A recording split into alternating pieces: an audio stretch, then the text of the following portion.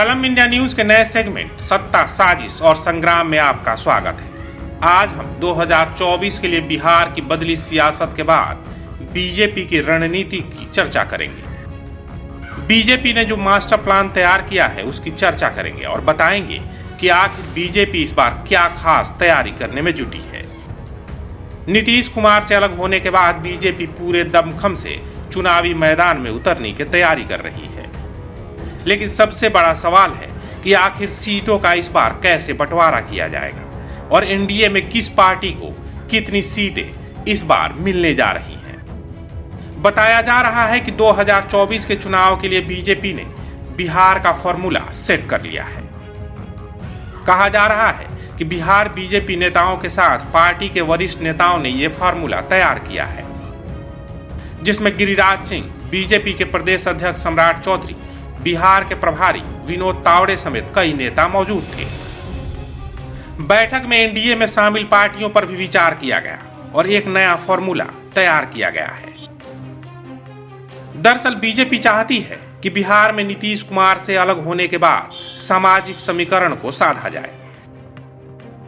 Party की कोशिश है कि दलित, महादलित, पिछड़े, अति पिछड़े समाज के लोगों को अपने साथ जोड़ा जाए। लिहाजा उस समाज के नेताओं और उन नेताओं से जुड़ी पार्टियों को बीजेपी अपने पाले में लाना चाहती है।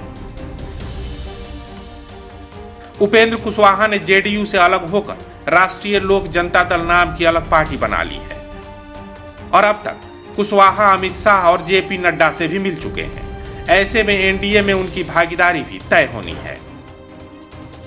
वहीं जीतन राम मांझी के बेटे संतोष कुमार सुमन बिहार सरकार में मंत्री थे। उन्होंने नीतीश कैबिनेट से इस्तीफा देकर एनडीए का दामन थाम लिया है। दूसरी तरफ राष्ट्रीय लोक जनशक्ति पार्टी पहले से ही एनडीए में है। रालोजपा के राष्ट्रीय अध्यक्ष और केंद्रीय मंत्री पशुपति पारस नरेंद्र मोदी का गुणगान करते नहीं थकते। अब लोजपा रामविलास के राष्ट्रीय अध्यक्ष चिराग पासवान, जो पहले अपने आप को नरेंद्र मोदी का हनुमान बता चुके हैं, उन्हें भी पूरी तरह से बीजेपी साधने की कोशिश कर रही है और उम्मीद है कि चिराग भी एनडीए का हिस्सा जल्द बन जाएंगे।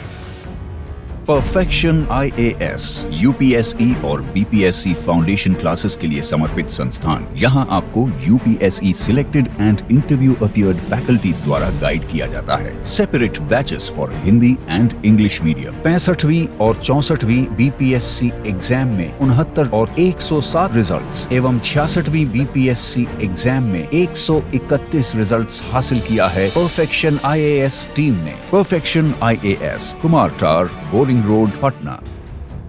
चिराग, पारस, मांझी, कुशवाहा के बहाने बीजेपी सामाजिक समीकरण साधना चाहती है। उसके बाद मुकेश सहनी, जो कि पहले बीजेपी के साथ रह चुके हैं, उन्हें भी पार्टी अपने खेमे में लोकसभा चुनाव के वक्त लाना चाहती है। फिलहाल मुकेश सहनी ने अभी तक अपने पत्ते नहीं खोले हैं। उनके आने से फायदा हो सकता है। चिराग पासवान और पशुपति पारस पिछले लोकसभा चुनाव के वक्त एक साथ थे, तो उस वक्त 6 लोकसभा सीटें उनके खाते में थी, जबकि एक सीट पर बीजेपी ने रामविलास पासवान को राज्यसभा में भेजा था। लिहाजा बीजेपी चाहती है कि इस बार भी दोनों को मिलाकर 6 सीटें दी जाए। हालांकि दोनों के बीच समझौता कराने की पार्टी की कोशिश अभी तक नाकाम रही है। दोनों एक दूसरे को गठबंधन में नहीं देखना चाहते। खास तौर से हाजीपुर सीट पर चिराग पासवान ने अपना दावा ठोक दिया है, जबकि पहले से वहां पारस सांसद है। बीजेपी के लिए चाचा भतीजा दोनों को साधना फिलहाल मुश्किल लग रहा है।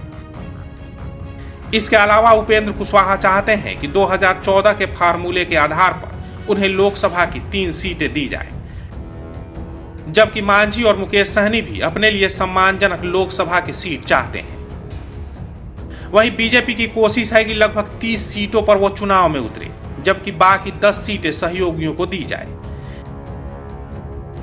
बीजेपी के अपने फॉर्मूले के मुताबिक अगर 6 सीटें एलजेपी के दोनों गुटों को दी जाए, जिसमें 4 सीट चिराग पासवान को और 2 सीट पारस गुट को दिए जाने की संभावना है, वहीं 2 सीट उपेंद्र कुशवाहा की पार्टी को देने पर विचार किया जा रहा है।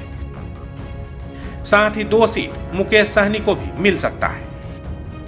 हालांकि पार्टी कुछ सीटों पर समझौता भी कर सकती है और अपने उम्मीदवार को सहयोगी दलों के सिंबल पर लड़ा सकती है। बीजेपी ने इसके लिए यह फॉर्मूला तय किया है।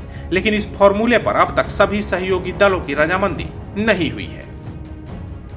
बीजेपी की पूरी कोशिश है कि विपक्षी दलों की एकता की हवा निकाली जाए।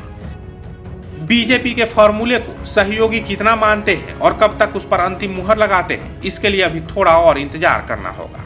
बीजेपी की इस रणनीति को लेकर कलम इंडिया की खास पेशकश आपको कैसी लगी, आप जरूर बताइएगा और कमेंट बॉक्स में अपना कमेंट लिखकर हमें सुझाव भी दे सकते हैं। ये स्टोरी पसंद आई हो तो कलम इंडिया का हौसला बढ़ाएं, हमारे चैनल को सब्सक्राइब करें, वीडियो पसंद आए तो लाइक और शेयर करें। अगर आपके पास कोई सुझाव हो तो हमें कमेंट बॉक्स में लिखें, या फिर ऐसी ही कोई और कहानी सुनना चाहते हैं तो आप हमें कुछ इनपुट्स के साथ जानकारी साझा करें।